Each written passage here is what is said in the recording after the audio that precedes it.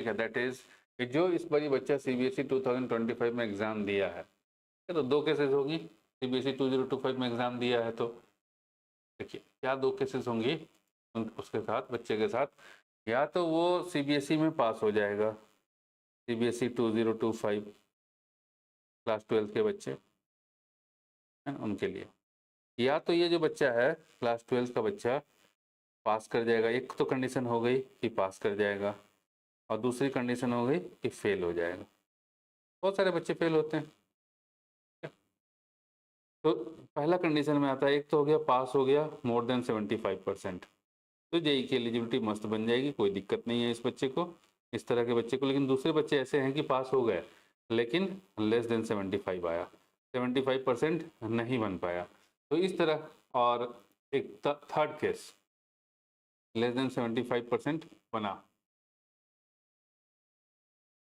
ठीक है। माइक थोड़ा ऊपर लगाएं, एकदम ऊपर लगा हुआ बेटा माइक, यहीं लगा हुआ है और ऊपर लगा लें, चलो हाँ लगा लेते हैं। लेस देन 75% बना। दूसरा केस है कि वो फेल हो जाते हैं, ठीक है। तो यहाँ पर हम इन सभी केसेस के बारे में हम डिस्कस करेंगे कि क्या होना चाहिए। तो पहला चीज, एक चीज ध्यान लो कि जो बच्चा यहाँ पर मोर देन 75% आ गया, पीसीएम का बच्चा है, मोर देन 75% आ गया, उसको एनआईओएस में या कहीं पर भी इधर उधर देखने की जरूरत नहीं है। वो बच्चा फुल्ली जेई मेंस के लिए, जेई मेंस जेई एडवांस के लिए एलिजिबल है। उसको आंख मूंद करके कुछ इधर उधर भटकने की जरूरत ही नहीं है। 75 आ गया मतलब हो गया आपका। लेकिन कुछ बच्चे ऐसे होंगे जिसका लेस देन 75% आता है, तो इन बच्चों को भी एनआईओएस में आने की जरूरत नहीं है। भूल करके भी मत आना बेटा। जो भी सीबीएसई के बच्चे हैं, जो अभी क्लास 12 का अभी एग्जाम दिए हैं 2025 का, जिसका रिजल्ट मई में आएगा, 3rd वीक ऑफ मई में आएगा, मोस्ट प्रोबेबली 3rd या 4th वीक में, वो बच्चा भूल के भी एनआईओएस ज्वाइन नहीं करेगा अगर वो पास हो गया है, ठीक है। क्यों नहीं करेगा? क्योंकि ऑलरेडी एक तो वो पास हो चुका है क्लास 12। एक बार क्लास 12 पास हो लेने के बाद एनआईओएस जो है क्लास 12 वाले को 4 सब्जेक्ट ही देता है। बहुत सारे बच्चे क्या करते हैं, 10th की मार्कशीट लगा करके कर लेते हैं ऐसा। लेकिन बेटा जब तुम्हारे बोर्ड में ये ऑप्शन है, सीबीएसई बोर्ड के अंदर ये ऑप्शन है कि तुम उसमें बोर्ड में इम्प्रूवमेंट कर पाओ, तो क्यों नहीं अपने बोर्ड से ही इम्प्रूवमेंट करो।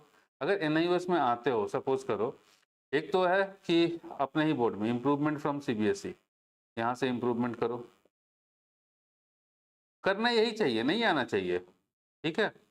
इम्प्रूवमेंट फ्रॉम सीबीएसई यही करना चाहिए। बहुत सारे बच्चे को हमने देखा है क्या कि वो एनआईओएस की तरफ मूव कर जाते हैं, ठीक। सबसे पहले हम बता दें कि इम्प्रूवमेंट फ्रॉम सीबीएसई कैसे करें, क्या स्ट्रेटेजी होनी चाहिए। तो इसके लिए बेटा जब रिजल्ट आएगा ना, तो इसके लिए हम एक सीबीएसई का इम्प्रूवमेंट वाला एक वो लेके आएंगे। फिर रिजल्ट आने के बाद, आफ्टर रिजल्ट, कैसे करना चाहिए, क्या करना चाहिए, ठीक है। मेंटरशिप प्रोग्राम कह लो या काउंसलिंग प्रोग्राम कह लो, जो भी कह लो, वो हम लेकर के आएंगे। अभी इधर उधर मत भटको कि हम एनआईओएस में एडमिशन ले लें, हम ये कर लें वो कर लें, जरूरत नहीं है। CBSE is much more easier than NIOS. बहुत सारे रिसोर्सेज अवेलेबल हैं सीबीएसई के हिसाब से, ठीक है। अब एनआईओएस में जो आते हैं, तो एनआईओएस में अगर आते हैं, बहुत लोग नहीं मानते हैं एनआईओएस में आ जाता है, तो अब इसमें क्या प्रॉब्लम है, इसमें 5 सब्जेक्ट, पांचों सब्जेक्ट फिर से देना पड़ेगा, ऑल 5 सब्जेक्ट्स। अब मान लो कि यहाँ पे इम्प्रूवमेंट करोगे, ठीक है, इम्प्रूवमेंट करोगे, रेयर केस में ऐसा बच्चा होगा कि जिसका ऑल सब्जेक्ट में खराब नंबर आया, ठीक है, कुछ ही सब्जेक्ट में खराब नंबर आया होगा, वो आराम से इम्प्रूवमेंट करके अपना जेई की एलिजिबिलिटी पा सकता है। और कैसे होना चाहिए जेई एलिजिबिलिटी के लिए इम्प्रूवमेंट, कैसे होना चाहिए, क्या होना चाहिए, आफ्टर रिजल्ट हम एक मेंटरशिप प्रोग्राम सीबीएसई वालों के लिए लेके आते हैं हर साल, इस साल भी लेकर के आएंगे।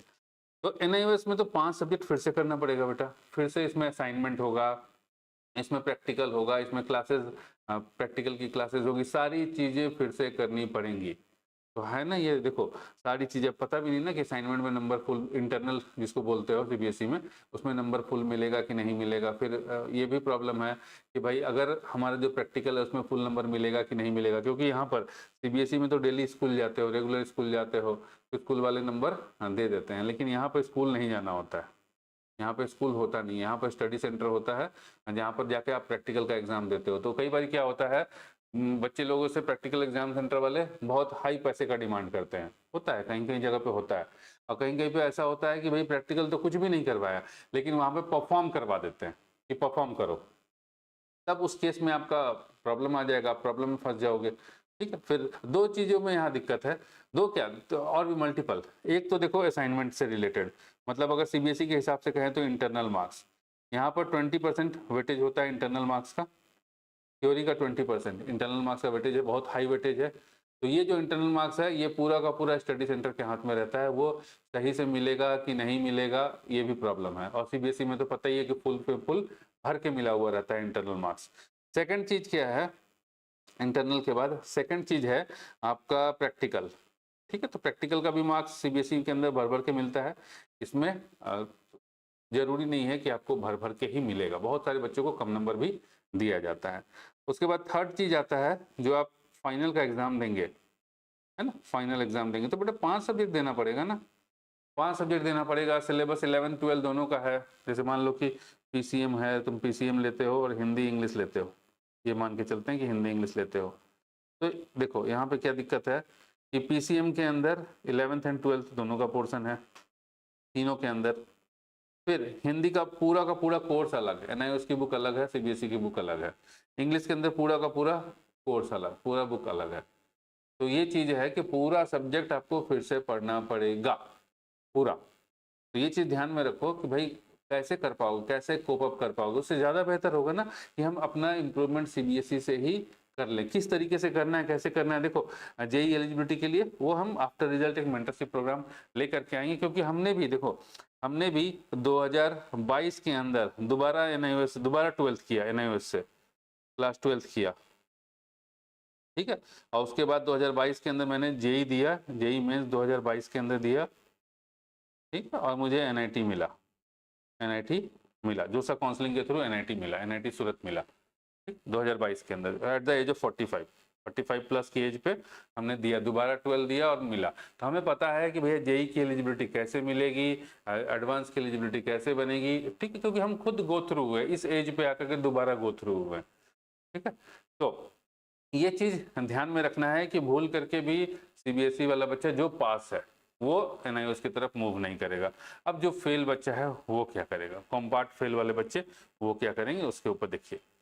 ठीक है, अब ये जो है हम आते हैं कॉम्पार्ट एंड फेल वाले बच्चों के ऊपर कि उसको क्या करना चाहिए। तब जिसका बच्चे का जो क्लास 12th में मान लीजिए कि वो कॉम्पार्ट आ गया, ठीक है, कॉम्पार्ट आ गया, एक सब्जेक्ट आया, 2 सब्जेक्ट आए, जितने भी सब्जेक्ट आए उसमें कॉम्पार्ट आ गया।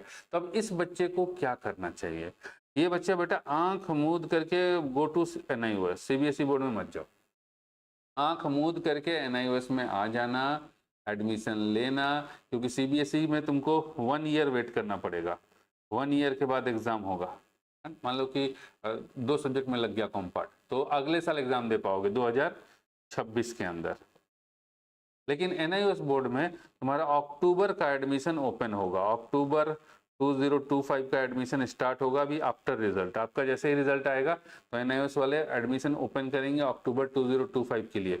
उस एडमिशन को कहते हैं वो स्ट्रीम 2 एडमिशन, स्ट्रीम 2 एडमिशन। ठीक है, वो ओपन होगा आफ्टर रिजल्ट, मोस्ट प्रोबेबली 25 मई को, 25 मई को ओपन होता है, 25-26 मई तक जैसे रिजल्ट आ जाता है तुरंत ओपन कर देते हैं वो लोग। तो ये आपका ओपन होगा जहां पर दूसरे बोर्ड के जो फेल वाले स्टूडेंट है वो आकर के एडमिशन लेते हैं और अपना एग्जाम अक्टूबर 2025 में देंगे। तब इससे क्या फायदा होगा अक्टूबर 2 इस वाले में, हम इसमें सीबीएसई क्यों मना कर रहे हैं, इसलिए मना कर रहे हैं कि देखो जो बच्चा फेल हुआ है, ठीक है, तो कहीं ना कहीं मन में डर लगा रहता है कि भाई अगर हम फिर से अगर यहाँ पर 2026 में अगर फिर से फेल हो गए तो पूरा का पूरा साल खत्म हो जाएगा। लेकिन यहाँ पे ये चीज है कि अगर अक्टूबर 2025 में भगवान ना करे कि बेटा फिर से कुछ झटका लग गया, इनकेस मान लो कि बहुत स्थिति ऐसी हो गई कि लग गया, झटका लग गया, नहीं दे पाए कोई पेपर, झटका लग गया, तो एनआईओएस तुम्हें फिर से मल्टीपल अपॉर्चुनिटी देता है 2026 खत्म होने से पहले पहले। ठीक है, क्या क्या अपॉर्चुनिटी देता है देखो, अक्टूबर का एग्जाम दे दिए, सपोज करो कि एक पेपर में बैक लग गया, बाकी 4 पेपर हमारे अच्छे हो गए, एक पेपर में हमारा बैक लग गया, तो उस एक पेपर को तुम इजीली यहाँ पर फरवरी के अंदर एग्जाम देकर के क्लियर कर पाओगे, उसको ऑन डिमांड एग्जाम कहते हैं। ठीक है, अगर पेपर इजी वाला पेपर रहा तो वो हम आपको गाइड कर देंगे। देखिए जैसे ही एडमिशन ओपन होगा ना, तो एडमिशन से रिलेटेड हमने कहा ना कि सीबीएसई वालों के लिए एक अलग से मेंटरशिप लेकर के आएंगे, वो हम प्रॉपरली गाइड कर देंगे कैसे कर पाओगे। ठीक है, फरवरी में कर पाओगे, एग्जाम दे पाओगे, मार्च में एग्जाम दे पाओगे, मार्च 2026, 25 नहीं 26, 2026 में एग्जाम दे पाओगे। फिर अगर ये नहीं तो जो नॉर्मल बोर्ड एग्जाम होता है एनआईओएस का 2 बारी होता है, एक बारी अक्टूबर में, एक बारी अप्रैल में, अप्रैल 2026 में एग्जाम दे पाओगे। तो तुम्हें मल्टीपल चांस मिलेंगे। अगर अक्टूबर वाले एग्जाम के अंदर एडमिशन लिए, कुछ हो गया, कुछ गलत हो गया, भाई नहीं कर पाए, तब भी मल्टीपल अपॉर्चुनिटी मिलेगी और किसी भी हालत में 2026 तक अपना रिजल्ट जो है इंप्रूव कर पाओगे। यहाँ पर तो सिंगल चांस मिलेगा ना सीबीएसई बोर्ड के अंदर। तो इसीलिए जो बच्चा फेल होगा, 2 बच्चा फेल होगा सीबीएसई में, वो बेटा आंख मूंद करके तुम एनआईओएस में आ जाना, सीबीएसई की तरफ देखना भी मत। और जो बच्चा पास हो गया, वो बच्चा आंख मूंद करके अपने बोर्ड में बने रहना, एनआईओएस की तरफ देखना भी मत। दोनों के लिए एक बारी रिजल्ट आ जाएगा तो जो पास वाले बच्चे हैं लेस देन 75%, उनकी क्या स्ट्रेटेजी होनी चाहिए जेई के लिए या फिर पास करने के लिए, वो हम एक लेकर के आएंगे अपना मेंटरशिप प्रोग्राम। आप उसको ज्वाइन कीजिएगा, आपको फुल प्रॉपर गाइडेंस के साथ। क्योंकि देखो इस एज पे जेई करने वाला मेरे सिवा कोई नहीं है पूरे इंडिया के अंदर। ठीक है, एट द एज ऑफ 45 किसी ने जेई दिए होंगे लोग, बट दे करके कोई भी निकाल करके जोसा काउंसलिंग के थ्रू एनआईटी कोई नहीं गया। तो हम आपको प्रॉपर गाइड कर सकते हैं। ठीक है, तो एक बार रिजल्ट आ जाएगा तो उस वक्त हम तुम्हें प्रॉपरली गाइड कर देंगे। लेकिन उससे पहले यहाँ पर जो लोग बताते हैं ना कि एनआईओएस में इजीली पास हो जाओगे, एकदम इजी है, ऐसा है वैसा है, ऐसा कुछ नहीं। ठीक है, एनआईओएस का रिजल्ट जो है आउट ऑफ 100 68% रिजल्ट है, मतलब 68% स्टूडेंट पास होते हैं। जहाँ की सीबीएसई में आउट ऑफ 100 89% स्टूडेंट पास होते हैं। सीबीएसई का रेशियो पासिंग का बहुत ही अच्छा है। तो in comparison to NIOS board अगर हम बोलें, सीबीएसई ज्यादा इजी है। क्यों? क्योंकि सीबीएसई में 12 का सिलेबस पढ़ना है, बहुत सारे रिसोर्सेज अवेलेबल हैं, किताब की तो भरमार है। यहाँ तुम्हें एनआईओएस की बुक पढ़नी है और वो भी तुम्हें मिलता नहीं है। स्ट्रीम 2 के अंदर तो बुक भी नहीं मिलेगा। और स्ट्रीम 1 के अंदर जो नॉर्मल एग्जाम होता है, ठीक है, जो अप्रैल वाला एग्जाम होता है वो उसको स्ट्रीम 1 बोलते हैं। तो स्ट्रीम 1 के अंदर जो बुक भी होती है तो आधे से ज्यादा लोगों को बुक नहीं मिलती है और इसकी बुक मार्केट में नहीं मिलती, एनआईओएस ही भेजता है। और तो जानते ही हो कि भैया सरकारी संस्था, आधे लोगों को मिलेगा, आधे लोगों को नहीं मिलेगा। स्ट्रीम 2 में तो बुक देता ही नहीं है। तो सोच लीजिए कि किस तरीके से आपको पढ़ना होगा, किस तरीके से आपको स्ट्रेटेजी बनानी होगी।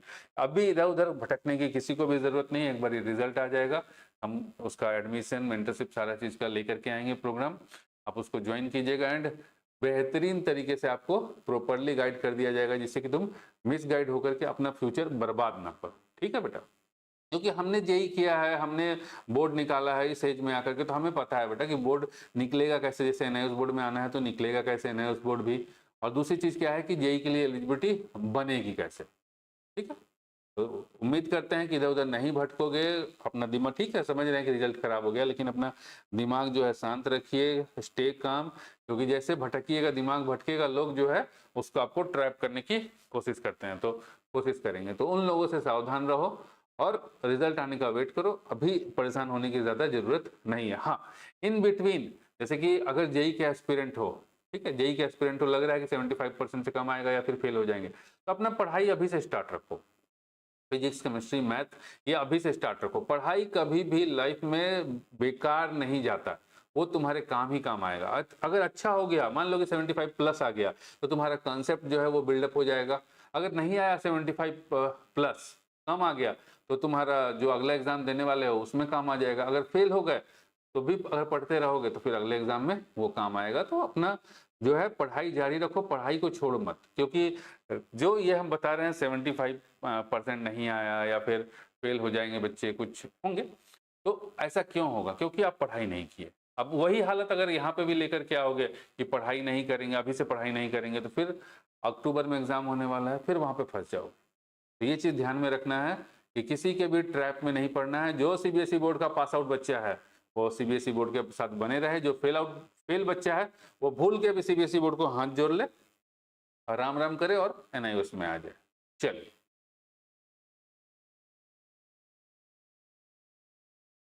चलिए, अब बच्चे लोग डाउट